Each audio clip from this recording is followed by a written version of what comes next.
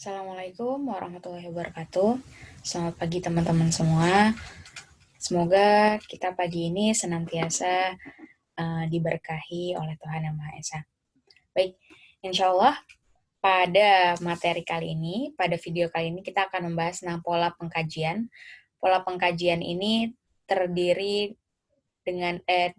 dari dua jenis, yaitu semi psikologi Islami dan pandangan dunia Islam. Itu yang akan kita bahas dalam materi kita pada slide ini, pada video ini. Nah, sebelumnya di awal pertemuan saya akan mengingatkan kembali bagaimana pembahasan kita dari pertemuan per pertemuan. Pertemuan pertama kita sudah membahas tentang apa sih islamisasi ilmu pengetahuan, apa yang akhirnya membedakan antara pengetahuan Barat dan pengetahuan Islam. Dalam hal ini menjadi cukup krusial untuk teman-teman pahami dengan baik apa yang membedakan antara konsep ilmu Barat dengan konsep ilmu Islam. Kenapa? Karena nanti ketika teman-teman misalnya menjawab seperti diskusi yang sebelumnya, ketika akan menjawab apakah psikologi Islam itu dapat digunakan dengan apa? Kepada agama lain. Nah, itu ketika teman-teman memahami bagaimana konsep filsafat Islam dan filsafat Barat, tentu teman-teman akan lebih mudah untuk memahami hal tersebut. Nah, kemudian di pertemuan yang kedua, jadi kurang lebih seperti ini. Yang membedakan antara konsep ilmu dan konsep Barat, konsep ilmu Islam dengan konsep ilmu Barat itu terletak pada sisi spiritualismenya, yang akhirnya berdampak cukup besar. Dalam keilmuan Islam, aspek spiritual ini akhirnya membuat keilmuan Islam itu mengakui keberadaan Tuhan. Kemudian mengakui sumber pengetahuan itu selain daripada hal-hal yang sifatnya empiris, di mana pengetahuan atau hal-hal yang sifatnya empiris ini sangat terbatas. Hanya terbatas pada apa yang bisa kita lihat aja, sedangkan untuk sesuatu yang tidak bisa kita lihat itu tidak bisa dijawab oleh ilmu pengetahuan Barat. Bahkan fenomena hati sendiri atau fenomena jiwa sendiri gitu ya. Pada hakikatnya sesungguhnya psikologi Barat itu tidak mampu menjelaskan secara lugas bagaimana konsep jiwa. Kenapa? Karena konsep jiwa itu tidak terlihat. Dan akhirnya psikologi mengalami penyimpangan gitu ya. Teman-teman perlu mengetahui bahwa psikologi ini yang tadinya ilmu jiwa, di mana membahas tentang jiwa, kemudian melakukan penyimpangan, berubah menjadi ilmu perilaku. Mengapa demikian? Karena mereka menafikan unsur spiritual itu dan menjunjung tinggi standar ilmiah. Nah, dalam hal ini bisa dikatakan bahwa psikologi ini tidak lagi membahas tentang jiwa, tapi kemudian berubah menjadi membahas tentang perilaku, sehingga bisa dikatakan psikologi Barat kemudian tidak mengembangkan ilmu kejiwaan ini secara komprehensif, tapi hanya terbatas pada apa yang dapat kita lihat saja atau dalam bentuk perilaku. Selanjutnya, di pertemuan yang kedua gitu ya, secara lugas, secara gamblang kita membahas tentang apa perbedaan antara psikologi Islam dan psikologi Barat. Dan dalam hal ini tentu akhirnya teman-teman bisa mencari tahu, bisa menggali lebih dalam urgensi dari islamisasi ilmu pengetahuan tersebut gitu. Mengapa akhirnya kita perlu mengadakan atau mengembangkan psikologi Islam? Mengapa akhirnya kita, di samping ada psikologi Barat, kita perlu mengembangkan psikologi Islam itu sendiri. Nah, dalam video pertemuan ketiga, kita akan membahas tentang lebih teknis bagaimana caranya agar kita bisa mengembangkan psikologi Islam. Agar kita bisa mempraktekkan untuk melakukan pengembangan psikologi Islam. Nah, dalam hal ini ada dua jenis, yaitu semi psikologi Islami dan pandangan dunia Islam. Oke, kita lanjut saja. Nah, pola pengkajian dengan jenis semi psikologi Islami ini terdapat 4 jenis ada 4 macam. Yang pertama ada psikologi menjelaskan Islam, yang kedua ada perbandingan psikologi dan Islam, yang ketiga ada penilaian Islam terhadap psikologi, dan yang keempat ada membangun konsep psikologi berdasarkan Islam. Nah, kita mulai dari yang pertama, psikologi menjelaskan Islam. Ini psikologi menjelaskan Islam adalah bagaimana psikologi ini menjelaskan fenomena yang ada dalam Islam. Ini contohnya ada teori dan konsep psikologi telah menjadi konsep yang tangguh karena telah diuji dengan metode ilmiah yang empirik, objektif, rasional, dan dapat diulang. Sehingga teori-teori dalam psikologi dapat memprediksi tingkah laku manusia. Ini kan konsep dari psikologi barat ya. Nah, akhirnya ketika John C. Carroll itu pengamat pelaku kejahatan mencoba untuk menganalisa yang namanya penerapan kisos, maka dia akan memandang berdasarkan psikologi perilaku, di mana perilaku berulang untuk mengunjungi tempat ibadah ini disebabkan maaf teman-teman. Jadi ini ada 2 contoh. Yang pertama ada John C. Carroll dalam memahami John C. Carroll si pelaku kejahatan dalam melakukan penerapan kisos. Nah, dalam hal ini ketika seseorang pelaku kejahatan ketika diberlakukan kisos, maka dia tingkat kejahatannya akan menurun atau cenderung untuk tidak mengulangi kejahatan tersebut. Nah, hasil pengamatan tersebut, hasil penelitian disebutkan oleh John C. Carroll ini cukup tepat ketika menilai dan menjelaskan tentang penerapan kisos ini. Namun, terjadi kesalahan ketika kita mengamati perilaku seseorang ketika mengunjungi tempat ibadah. Nah, dalam hal ini, jadi psikologi perilaku mencoba untuk menjelaskan tentang perilaku berulang untuk mengunjungi tempat ibadah disebabkan karena tempat ibadah memberikan pengalaman yang memuaskan. Jadi, menurut penilaian atau menurut analisa dari psikologi perilaku, ketika kita datang ke tempat ibadah, itu karena tempat ibadah itu, dan ketika kita datang terus-menerus gitu ya, kita datang ke tempat ibadah itu karena tempat ibadah memberikan pengalaman yang memuaskan, atau kita sebagai jamaah yang masuk ke masjid atau masuk ke tempat ibadah, itu karena mendapatkan suatu hal yang menyenangkan. Padahal itu tidak tepat. Terlepas menyenangkan atau tidak, ada yang namanya kewajiban ataupun nilai-nilai yang terkandung dalam agama tersebut, maka itu yang akhirnya menjadikan patokan. Sehingga dapat dikatakan bahwa tidak selamanya psikologi menjelaskan itu dapat dengan tepat dijelaskan. Fenomena dalam Islam ataupun dalam keberagamaan agama yang lain pun tidak mampu dijelaskan secara tepat dan komprehensif dengan menggunakan kacamata psikologi. Nih, di sini bisa kita lihat bahwa yang namanya psikologi menjelaskan Islam ini rawan direduksi, rawan dikurangi, dan disimplifikasi, disimpelkan. Bahwa dikatakan, ya contohnya ini, contoh yang paling bawah tadi ya, bahwa dikatakan bahwa ya seorang itu datang ke masjid karena masjid itu menyenangkan, seorang itu datang ke gereja karena gereja itu menyenangkan. Padahal lebih besar dari itu, tidak sesederhana itu. Bagaimana seseorang itu datang ke masjid atau datang ke tempat ibadah yang lain. Nah, kalau teman-teman kemarin sudah baca tentang karyanya Malik Badri, maka pola pengkajian psikologi menjelaskan Islam ini adalah pola pengkajian yang sering kali terjadi pada seorang muslim ataupun pada ahli psikologi gitu ya, yang berada pada fase terpesona. Oke, kita akan berlanjut ke pola pengkajian semi psikologi Islami yang perbandingan psikologi dan Islam. Nah, dalam hal ini, pengkajian perbandingan psikologi dan Islam ini adalah membuat perbandingan tentang konsep-konsep manusia, kepribadian, dan perilaku manusia antara psikologi dan Islam. Metode perbandingan ini akan efektif bila konsep psikologi Islami telah dirumuskan secara matang. Jika belum dirumuskan, maka akan sering terjadi usaha similarisasi.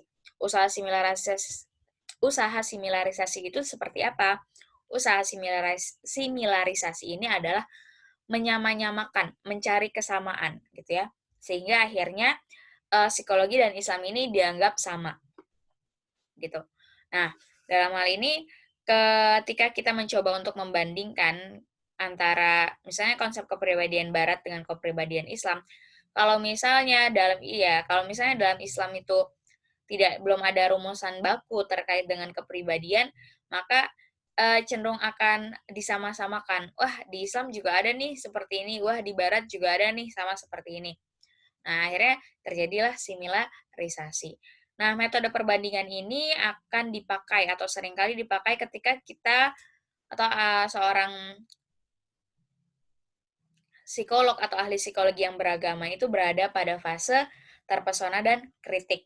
Jadi kalau misalnya kritik berarti nanti dia akan mencoba mencari persamaan dan kekurangan-kekurangan yang dimiliki oleh psikologi barat. Namun kalau dalam fase terpesona ya benar-benar dicarikan persamaan-persamaan antara psikologi dan Islam, dan seakan-akan psikologi dan Islam ini sebagai sesuatu yang memiliki kesamaan yang banyak, sama gitu.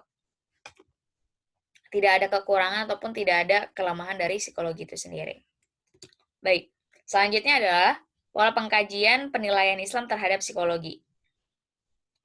Nah, ketika kita melakukan penilaian Islam terhadap psikologi, jadi kita membangun perspektif Islam pada konsep-konsep psikologi modern. Nah, kelemahan metode ini adalah tidak proporsional dalam mengkritisi psikologi barat. Yang kedua, kerangka konsepnya mudah terpengaruhi objek kritik jika tidak memiliki pemahaman Islam yang cukup. Nah, di sini kenapa dikatakan bahwa kelemahan yang pertama adalah tidak proporsional dalam mengkritisi psikologi barat? Kalau bisa dibilang ketika dalam tahap ini atau dalam metode ini, terkadang psikologi barat itu cenderung dijelek-jelekkan atau cenderung dibagus-baguskan gitu ya, sehingga akhirnya mengkritisinya itu tidak dalam posisi yang proporsional. Nah, yang kedua, kalau misalnya ternyata pemahaman Islam kita nggak kuat atau argumentasi Islam kita nggak kuat, maka akhirnya kita akan mudah atau seseorang yang melakukan penilaian Islam terhadap psikologi ini akan mudah dikritik. Misal kayak misalnya perbandingan, ya itu kan dalam konsep Islam, sedangkan ini tidak berlaku demikian dan lain sebagainya. Jadi sangat mudah untuk sangat mudah untuk dikritik dan dipatahkan argumen-argumen tersebut. Baik, kita akan lanjut. Nah, yang terakhir adalah pola pengkajian semi psikologi Islami, yaitu membangun konsep psikologi berdasarkan Islam. Nah, di sini merupakan upaya paling orisinal dan paling menantang, karena kita akan masuk ke dalam fase perumusan dari psikologi Islam itu sendiri. Jadi, kalau dalam tahap ini, kita mencoba, kalau misalnya teman-teman udah tahu tentang konsep sabar yang sering disebutkan di perkuliahan sebelumnya, yang dibuat oleh Pak Subhan, Bu Lila, ataupun konsep istiqomah, ataupun konsep sabar juga yang dikembangkan oleh Pak Subandi, dan lain sebagainya.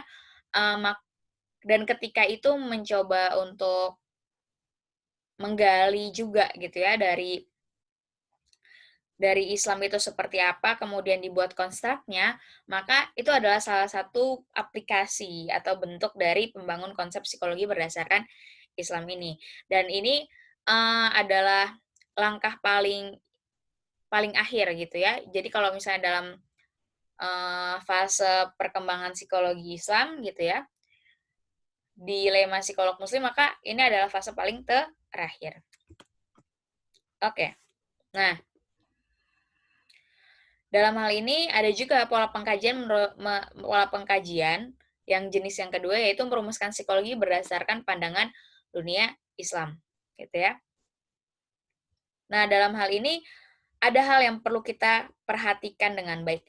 Jadi, karena Islam ataupun agama itu syarat dengan syarat dengan nilai-nilai dogma-dogma gitu ya, atau yang sifatnya perintah-perintah saja, maka kita perlu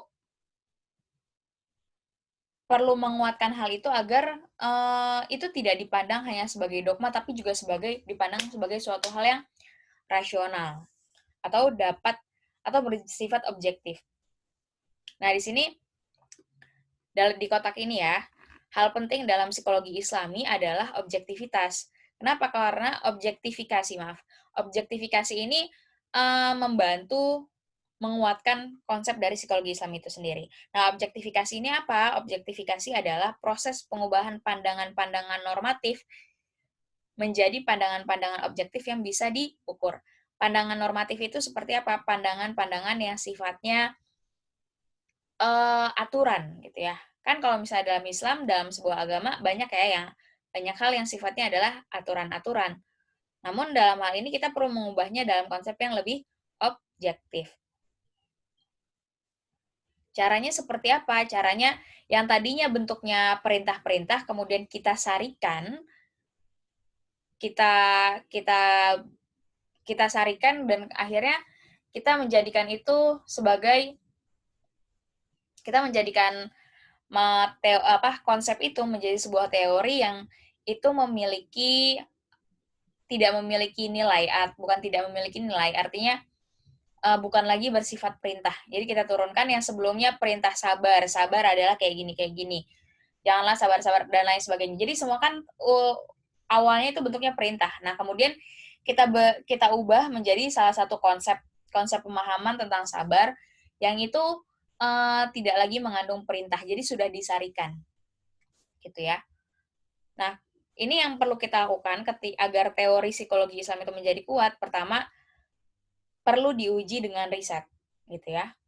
Ketika kita sudah membuat konsep psikologi Islam, konsep itu perlu diuji dengan riset. Nah, kemudian untuk setelah diuji agar semakin kuat, gitu ya. Jadi pengujian aja nggak cukup, perlu ada konsistensi dengan data. Dalam hal ini yang bisa dikatakan bahwa reliabilitas itu sangat penting, yaitu dalam konsistensi dengan data. Kemudian karena sudah terjadi berulang, otomatis ada evaluasi, dan yang perlu dilakukan adalah merumuskan kembali teori.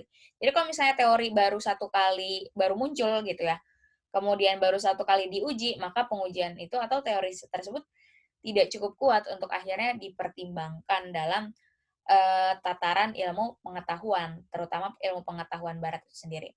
Dalam hal ini kita tidak bisa menafikan bahwa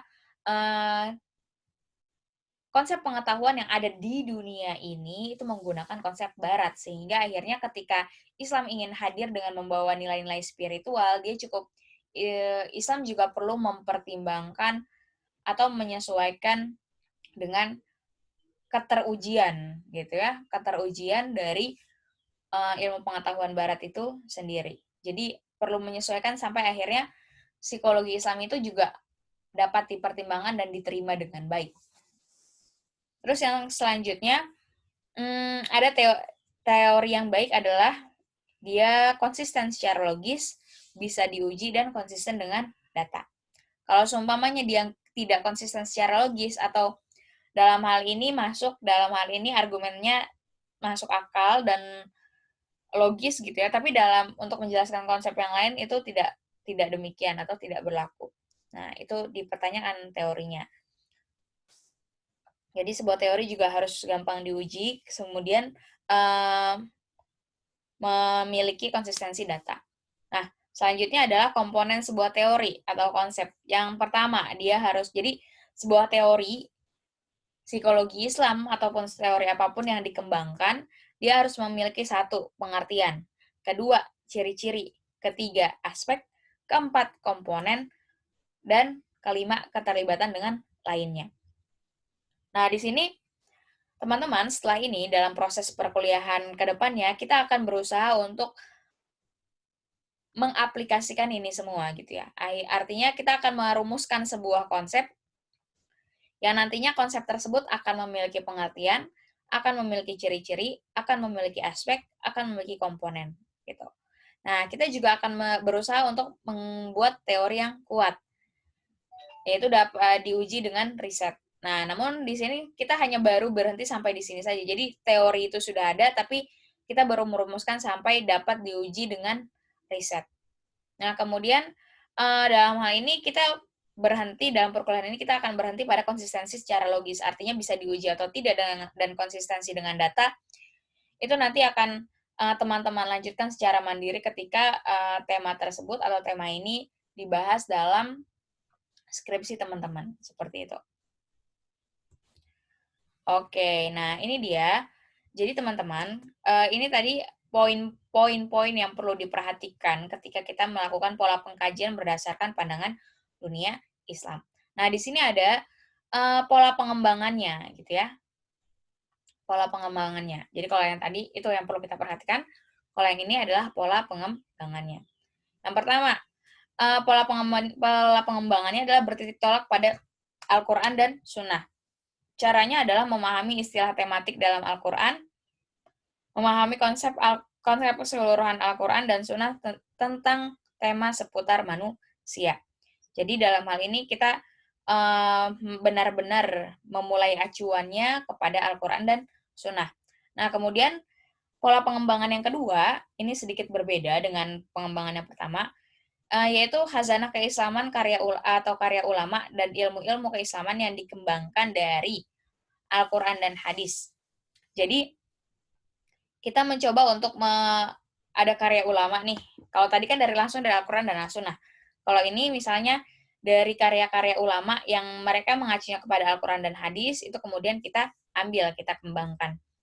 Nah, di sini misalnya ada kitab siapa? Kitab Imam Al-Ghazali, Ihya Ulumuddin gitu ya. Nah, itulah kitab itu yang kita jadikan sebagai referensi untuk melakukan pola pengembangan. Kemudian ada lagi misalnya dari Ibnu Rushd tentang Muqaddimah gitu kan. Itu nanti kita jadikan itu. Nah, itu salah satu contoh dari bertitik tolak pada khazanah keislaman. Nah, dalam pola pengembangan ini, kelebihan metode ini adalah capaian dan penemuan ilmuwan muslim terdahulu itu diakui. Artinya, kita mengakui sendiri adanya capaian dan penemuan ilmuwan muslim terdahulu, dan itu kita angkat kembali. Nah, kemudian kelebihan yang kedua adalah menyambung pemikiran ulama terdahulu dalam konteks yang kekinian. Jadi kalau ketika kita melakukan sesuatu, itu kita jangan selalu berpikir bahwa kita akan menjadi yang pertama, atau kita menjadi pemula, atau kita menjadi pelopor. Alangkah lebih baik ketika kita melanjutkan pemikiran ulama terdahulu, karena bisa jadi pemikiran mereka itu jauh lebih modern, jauh lebih awal daripada kita. Dan untuk mendapatkan pengetahuan yang baik atau pengetahuan yang utuh, kita perlu mempertimbangkan atau mempelajari penemuan-penemuan ataupun keilmuan-keilmuan yang telah dikembangkan sebelumnya. Nah, pola pengembangan yang ketiga adalah terinspirasi dari khazanah psikologi modern dan dibahas dalam pandangan Islam. Di sini yang terjadi adalah merumuskan dan mengembangkan psikologi Islami dengan mengambil inspirasi dari psikologi Barat dan membahas dengan menggunakan kerangka Al-Quran dan hadis. Jadi kurang lebih awal terinspirasinya dari psikologi Barat, namun akhirnya dikembangkan dibahas dalam pandangan Al-Quran dan hadis. Nah, ini kurang lebih salah satu bentuknya. Nah, pertanyaan saya mungkin ini perlu teman-teman jawab sendiri ya. Nanti mungkin akan saya tanyakan. Pola terinspirasi dari khazanah psikologi modern dan pembahas dalam pandangan dunia Islam dalam pola pengkajian semi psikologi Islami, mana pola yang sama atau mirip dengan pola pengembangan ini. Gitu. Nah, kemudian membuat konsep manusia berdasarkan pribadi hidup dalam atau dengan Islam. Nah, di sini menggambarkan pola pengembangan ini bentuknya adalah menggambarkan dan mengabstraksikan manusia yang hidup dengan memegang prinsip kebenaran dari Al-Quran dan Sunnah. Dalam hal ini, yang perlu dilakukan adalah pengamatan pada aspek fisik, kognitif, dan perilaku. Keunggulannya berangkat dari kenyataan empiris, lebih mudah dan menyenangkan dibandingkan konsep-konsep abstrak. Jadi kalau bisa dibilang gini, ketika teman-teman melakukan bahwa ada sekelompok orang yang memegang teguh Islam gitu ya, menerapkan Islam dan hadis, menerapkan Al-Quran dan hadis, dan teman-teman mengkaji fenomena yang terjadi pada kelompok tersebut gitu. Itu kurang lebih seperti itu. Makanya tadi di bentuk pengamatannya itu adalah aspek kognitif, fisik, dan perilaku. Oke, kita akan lanjut.